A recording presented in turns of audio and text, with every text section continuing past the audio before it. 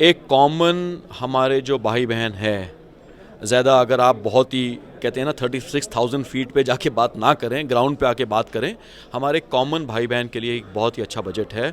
बहुत ही देर के बाद जो इनकम टैक्स के ऊपर जो स्लैब्स में जो इन्होंने इस बार रैशनलाइजेशन किया है, मेरे ख्याल से बहुत क्लियर था कि दो चीज़ों को, एक तो lower and upper middle class, salaried class जो ज़्यादा टैक्स पे करती है हमारे देश में, ज़्यादा लोग पे नहीं करते, उनको रिलीफ देना, उनको ये बोलना कि हम आपके साथ हैं, तो उनकी जेब में थोड़ा ज़्यादा पैसा डालना, ये आई थिंक एक ग्राउंड लेवल की बात होगी। तो उसकी हिसाब से I think it was a very very good budget for this people. अगर खासकर लेमैन की बात करें, जैसा कि आपने बताया, तो उनके अगर थोड़ा सा बजट देखा जाए तो मंथ के एंड में गड़बड़ा जाता है, तो क्या कुछ महंगाई बढ़ेगी इस बजट से या कम होगी? देखिए, महंगाई का कोरिलेशन बाकी कई और चीज़ों से है।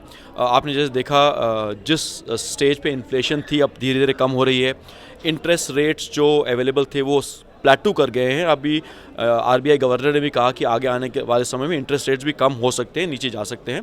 तो दो तीन चीज़ें एक साथ हो रही हैं। आई थिंक ये बहुत ही पॉजिटिव साइन है। पहली बात, आपकी जेब में ज़्यादा पैसा आ रहा है। दूसरी बात, इनकम टैक्स जो इंटरेस्ट रेट्स हैं वो प्लेटो हो गए हैं, वो बढ़ेंगे नहीं, शायद आगे जाके कम ही होंगे। तो जब इंटरेस्ट रेट्स कम होते हैं तो आप घर आप खरीदना चाहें या इकॉनमी में ज़्यादातर इन्फ्लेशन कम आएगी।